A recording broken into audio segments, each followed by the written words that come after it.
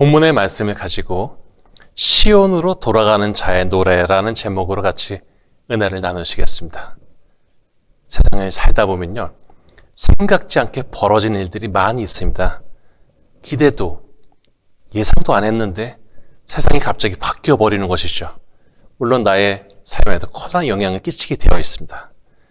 19세기 중엽의 아일랜드 사람들은 주로 감자를 먹고 살았습니다. 그런데 어느 날부터 감자가 수확이 안 되는 겁니다. 그래서 많은 사람들이 굶어 죽었어요. 어려움 가운데 이들이 찾아낸 방법은 미국으로 이민해 가는 곳이었습니다. 그래서 감자 때문에 많은 사람들이 삶의 터전을 아일랜드에서 미국으로 옮기게 되었던 것이죠. 저희 어머니도 원래는 그 평양 근처에 사셨는데 할아버지가 공산당이 싫어서 남한으로 먼저 가셨다고 합니다. 그러니까 공산당에 매일 와갖고 할아버지 내놓으라고 할머니를 괴롭혔다는 것이죠. 그래서 할머니는 5명의 자식의 손을 잡고 임진강을 건너서 월남하셨습니다. 그런데 임진강을 보트를 빌려서 타고 내려오시는데 보초가 눈치를 챘는지 총을 머리 위로 쏴서 그 어려운 가운데 겨우 남한까지 올 수가 있었다는 것입니다. 갑자기 삶의 자리가 북한에서 남한으로 바뀌어 버렸던 것이죠. 그리고 얼마 있다가 우리가 다 아는 것처럼 한국전쟁이 발발해서 수많은 사람들이 가족과 흩어져서 살게 되었습니다. 그런데 당시의 사람들은 전쟁이 금방 끝날 줄 알았다고 합니다. 그런데 예상과 전혀 다르게 오랜 시간 흩어져서 가족들이 뿔뿔이 살게 되었던 것이죠. 제가 어렸을 때 자전거 타기를 좋아해서 가끔 자전거 타고 여의도까지 가고 그랬는데 어느 날 여의도 광장에 갔더니요, KBS 방송국 벽에 사방에 가족을 찾는 그런 벽보가 붙어 있더라고요. 이산가족 찾기가 시작되었던 것입니다. 30년 동안 남한에 살면서도 서로의 생사를 알 수가 없었던 가족이 TV가 보급이 되면서 이제 가족을 찾을 수 있는 방법을 얻게 되었던 것이죠.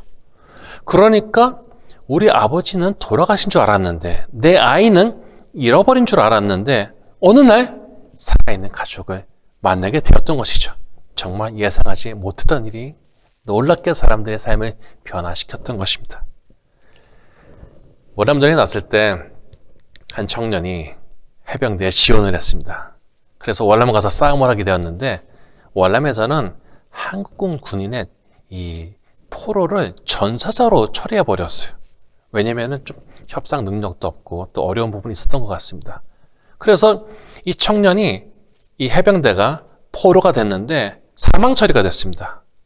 가족들한테는 사망했다고 사망 통지서가 날아가고 그의 그 고향 기록에는 거기다가 사망이라고 적어놨습니다.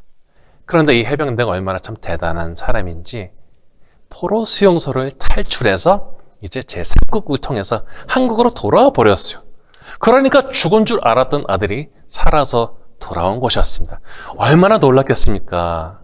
그런데 행정상으로는 기록이 사망이라고 되어 있으니까 사망을 지우고 거기다가 부활이라고 썼다는 것입니다. 예수님은 진짜로 부활하셨지만은 이 월남간 이 파병 해병대원은 서류상 사망에서 부활로 옮겨졌던 것이죠. 일제시대를 살다가 해방을 맞이한 장면을 이렇게 TV에서 보게 되면 막 사람들이 흥분해갖고 막 태극기를 흔들면서 만세를 외치지 않습니까? 그런데 실제 그때 당시 사람들은 천황이 하는 그런 이야기를 들었는데, 연설을 들었는데 이게 내용이 굉장히 애매해갖고 무슨 내용인지 잘 몰랐다는 거예요. 그리고 나서 시간이 흐른 다음에 진짜 우리가 해방된 거야? 하면서 갑자기 기쁨이 몰려왔다는 것입니다. 저는 전에 그 베를린 장벽을 만져본 적이 있습니다. 그 밑에 게슈타포 비밀경찰의 감옥이 있었다고 합니다. 조금 더 가면 체크포인트 찰리라는 검문소가 있는데요. 과거 서독과 동독이 나뉘어 있었을 때 목숨을 걸고 넘어서던 그런 자리였습니다. 아무도 당시에 그렇게 빨리 독일이 통일될지 몰랐습니다. 그런데 생각지도 못한 실수와 흐름 속에 통일이 이루어졌던 것입니다. 그리고 분단의 상징인 베를린 장벽이 헐어지고 일부만 남아있을 뿐입니다. 이런 이야기를 하는 것은 오늘 시편의 배경을 이해하기 위해서입니다. 이스라엘 또한 남과 북으로 나뉘어져 있었습니다. 그런데 먼저 북쪽에 있던 이스라엘이 아수르에게 멸망을 당하였습니다. 남쪽에 있던 유다 또한 아수르의 침공을 받았지만은 히스기야 왕과 이사야 선지자가 기도하는 가운데 하나님께서 적군을 치셨습니다. 보통 사람이 예상대로라면은 아수르가 예루살렘을 점령해서 히스기야를 끌어내리는 것이 정상인데 엄청난 스트레스 속에서 히스기야 왕은 하나님께서 도와주실 것을 간청하였고 하나님의 손이 하나님을 모욕하는 군대를 하룻밤에 치셨습니다. 결국 교만해서 큰 소리 치던 적국의 왕은 얼굴이 뜨거워진 채로 고국에 돌아갔다가 자기 아들들에게 암살을 당하게 됩니다.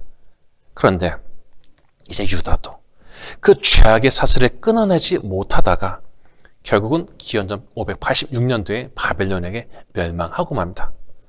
하나님의 임재의 장소인 법궤, 이것 또한 이 당시에 사라진 것으로 생각됩니다. 바벨론은 점령지에서 쓸만한 사람들을 자기네 나라로 끌고 갔습니다.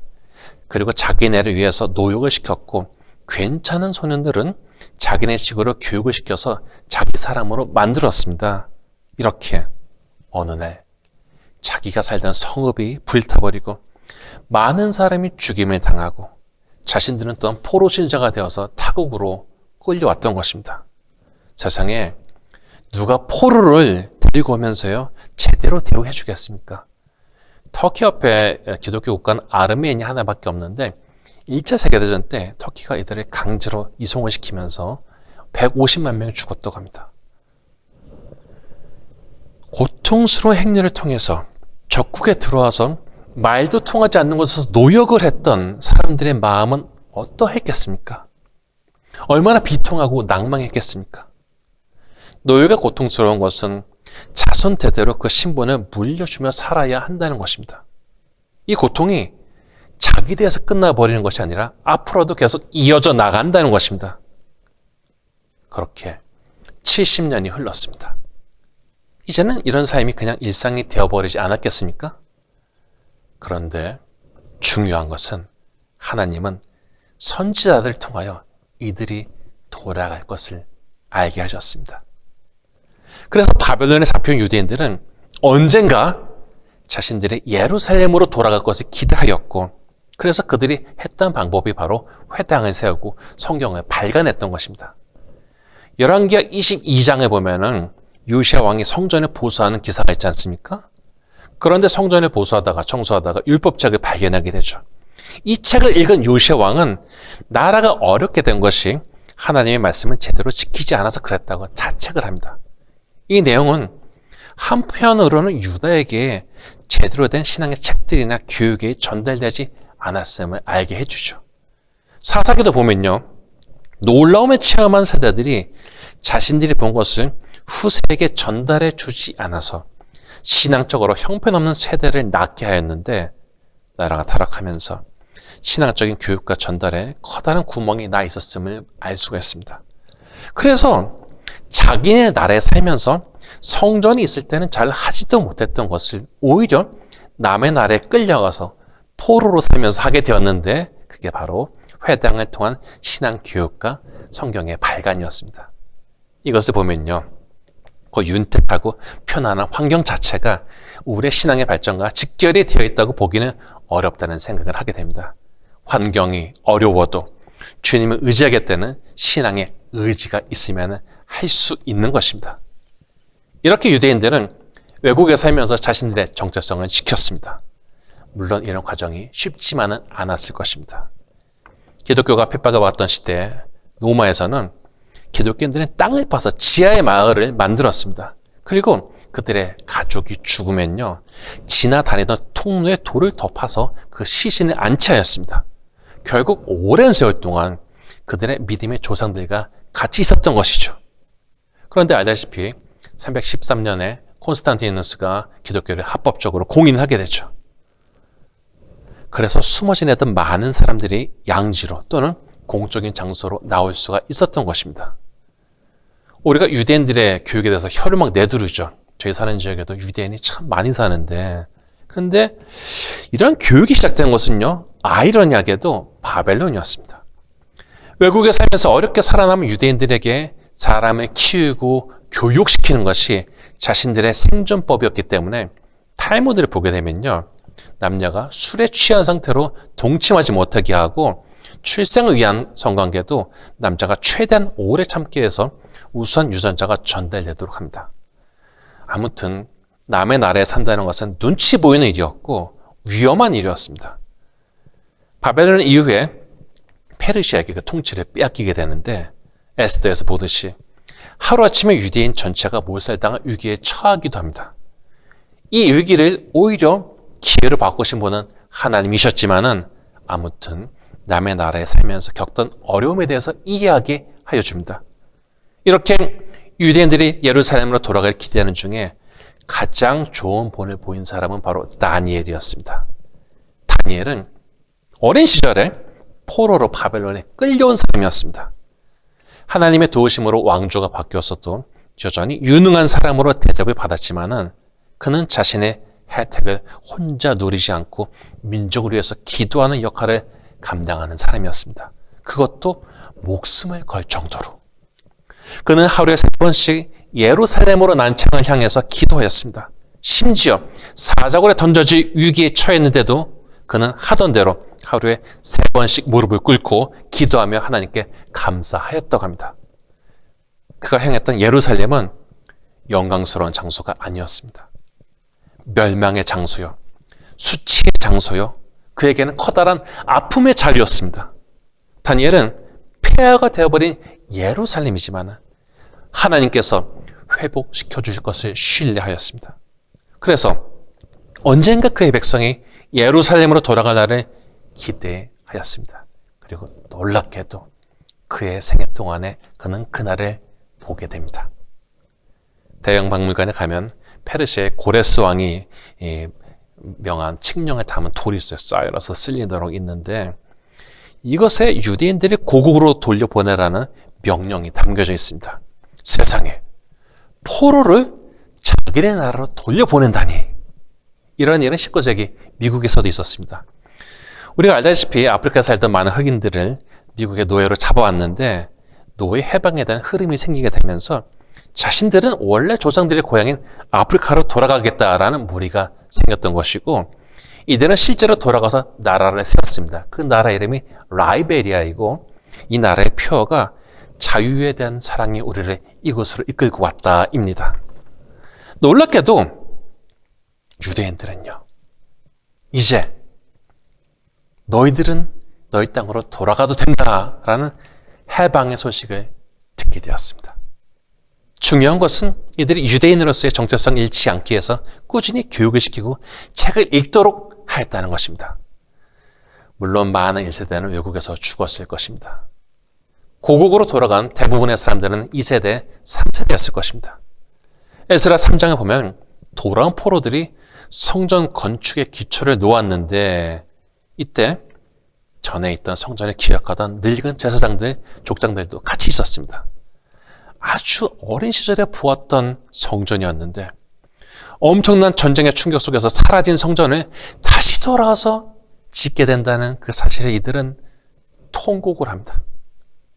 젊은 사람들은 기뻐서 소리치고 나이가 든 사람들은 그 오랜 세월의 회한으로 인해서 울었지만은 젊은 사람들의 즐거워하는 소리와 섞여서 그 소리가 구분이 되지 않고 멀리 퍼져나갔다고 기록되어 있습니다. 이 나이가 드신 분들은요, 외국에 끌려왔지만 회당을 세우고 성경을 발간하고 성전에서 봉사할 사람들을 구분했던 일을 했던 분들입니다. 이런 배경에서 오늘 본문의 깊은 뜻이 보이게 되는 것이죠. 본문 1절에 보니까 여호와께서 시온의 포로를 돌려보내실 때 우리는 꿈꾸는 것 같았도다 라고 합니다. 이들은 너무나도 기뻐갖고 그 입에 웃음이 가득 찼습니다. 2절에 보면 입에는 웃음이 가득 차고 혀에는 찬양이 찼다라고 합니다. 하나님께서는 유다가 너무나 타락하고 죄에 빠져서 징계하셨지만은 그런 죄인들에게 긍휼을 베푸사 인간적으로 있을 수 없는 놀라운 일을 만드셨고 이들은 마음으로 바라던 예루살렘으로 돌아가게 되었던 것입니다. 3절은 노래합니다. 여호와께서 우리를 위하여 큰 일을 행하셨으니 우리는 기뻐하도다. 물론 역사를 이끄시는 주체는 하나님이십니다. 그러나 하나님의 자녀된 우리 또한 하나님께서 역사하실 것을 믿으며 하나님이 하신 일에 맞춰 우리가 해야 할 일을 해야 합니다. 유대인들이 정말 낙담스러운 상황에서 살 길을 찾은 것이 오히려 신앙적으로 교육을 시키고 말씀을 보게 했듯이 하나님께서 준비한 축복을 맛보려면 우리 또한 씨를 뿌리는 작업을 꾸준히 진행해 나가야 됩니다. 서부에 가보면요, 가끔 산불이 이렇게 붙어요. 이렇게 마찰이 생겨갖고 자연 발화 산불이 생기게 되는데 산야가 전부 다 황폐하게 되죠. 그런데 살아남은 나무들이 꾸준하게 씨를 날려보냅니다. 그리고 전에 타버린 재들은 오히려 다음 나무들이 자라는데 더 좋은 비료가 되어서 더 성장을 촉진시킵니다. 씨를 뿌렸지만 당장 그 열매가 보이지 않아서 낙심되는 때도 있을 것이고, 어떤 사람은 안 된다고 하면서 하던 일을 접어버리고 다른 사람조차 하지 못하게 방해를 하는 것도 볼 수가 있을 것입니다. 그러나 우리는 꾸준하게 씨를 뿌려야 됩니다. 옛말에 농부는 굶어 죽어도 씨를 먹지 않는다는 말이 있는데, 성도가 자신이 뿌려야 할 씨를 뿌리지 않거나 그냥 자기 혼자 먹어버린다면 과연 그 사람이 추수의 결실을 얻을 수가 있겠습니까? 전에 인삼 농사를 짓던 분이 말씀하시기를 인삼을 심어서요, 수확하려면 6년에서 7년이 기다려야 된다라는 것이었습니다. 아무튼 우리에게 눈앞의 것을, 우리 같은 경우에는 눈앞의 것을 굉장히 흔들리기 쉬운 그런 존재들이기 때문에 씨를 계속해서 뿌린다는 것에 대해서 회의적이기 쉽습니다. 전도하고 말씀을 가르치고 신앙 교육을 하고 그래도 저 사람이 쉽게 변하지 않는데요, 회의적인 생각 되기 쉽습니다. 사실 제일 쉬운 게요, 어렵다고 불평하고 원망하는 게 제일 쉬운 것입니다. 그러나 그럼에도 묵묵하게 씨를 뿌리는 자는 바로 하나님의 눈에 들어가는 자가 됩니다. 그리고 우리가 씨를 뿌린다 해도 그것을 잘하게 하시는 분은 바로 하나님이십니다. 고린도전서 3장 6절에 보면은 바울은 자신은 심었고 아볼로는 물을 주었다고 합니다. 그러나 그것을 잘하게 하시는 분은 오직 하나님이시라고 합니다. 유대인들도 포로로 끌려가서 이런저런 원망하는 마음이 없었겠습니까? 누구 때문에? 내가 이렇게 됐다는 마음뿐만 아니라 하나님에 대한 섭섭한 마음도 있었을런지 모릅니다. 그러나 인생을 원망으로 끝내는 사람이 아니라 자신이 해야 할 일을 찾아서 하고 씨를 뿌리는 자가 될 때 그것이 바로 신앙인이 살아나는 방법이 되는 것입니다. 5절에서 6절을 들어봅시다. 눈물을 흘리며 씨를 뿌리는 자는 기쁨으로 거두리로다. 울며 씨를 뿌리러 나가는 자는 반드시 기쁨으로 그 곡식단을 가지고 돌아오리라. 여기서 우리가 눈여겨보아야 될 것은 씨를 뿌리러 나간 사람도 그 마음이 즐겁거나 좋아서가 아니라는 것입니다. 그게도 부정적이거나 염려가 되거나 회의적인 생각이 있다는 것이죠. 오죽하면 눈물을 흘리면서 씨를 뿌리러 나아가겠습니까? 뭔가 소망적인 일을 하려는 사람의 격려하기보다는 비난하고 깎아내리고 마음의 힘을 빼앗는 일들을 보기란 어렵지 않습니다. 자기가 이미 포기했거나 부정적인 사람은 해보려는 사람마저 못마땅하게 여기고 끌어내리기 일쑤입니다. 19세기 말에 기독교가 한국에 전파가 되었을 때 예수 믿는다는 이유로 수많은 여성들이 머리채 잡혀서 집 밖으로 끌려 나왔고 구타당하기 일쑤였습니다. 당시 한국 남성들을 적은 외국인들의 기록을 보게 되면요, 대부분 남성들이 다 길거리에 나와서 빈둥거리면서 시간을 보냈다고 합니다. IT에 가면요, 많은 사람들이 그냥 일과 시간에 빈둥거리는데 19세기 말 조선이 그러했다는 것입니다. 이렇게 빈둥거리는 사람들이 뭔가 해보려는 믿음의 사람들을, 믿음의 여성들을 가만 내버려 두지 않았던 것입니다. 그래서 뭐라도 문제가 생기면 다 이게 예수 믿어서 그렇다고 책임을 뒤집어 씌우고 괴롭혔습니다. 그런데 여성분들이 그렇게 구박 먹으면서도 자식들 교회 보내고 남편 맞춰주고 새벽에 일어나 아이를 포대기 없고 추운 마룻바닥에서 기도하였습니다. 오늘 본문에 나오는 것처럼 눈물을 흘리며 씨를 뿌리는 사람들이 있었던 것입니다. 저는 형편없던 가정이요, 이렇게 눈물을 흘리며 씨를 뿌리는 분들 때문에 기쁨으로 곡식단을 거두는 것을 종종 보고는 하였습니다. 누구도 열매를 거두는 것을 좋아하고 기대하지만은 척박한 땅에 가서 밭을 갈구고 씨를 뿌리는 것은 피하고 싶어 합니다. 그러나 어려운 포로 시절에도 꾸준하게 말씀의 씨앗을 뿌린 자들이 마치 꿈꾸는 듯한 현실을 만나서 그 입에 웃음과 찬양을 담고 꿈꾸던 고향으로 돌아갔던 것처럼 오늘날 우리에게 주어진 씨 뿌린 일을 묵묵하고 꾸준하게 감당하는 것이 그 인생의 충만한 곡식단을 가지고 돌아가게 하는 기쁨을 얻게 할 것입니다. 인생 가운데 하나님의 선한 씨앗을 많이 심는 귀한 사역자들이 되시기를 축복합니다. 바라옵기는 인생 가운데 하나님의 나라를 위하여 씨 뿌리는 자가 되어서 마침내 그 선한 열매를 들고 하나님 앞에 서는 축복된 성도가 다 되시기를 주님의 이름으로 축원합니다.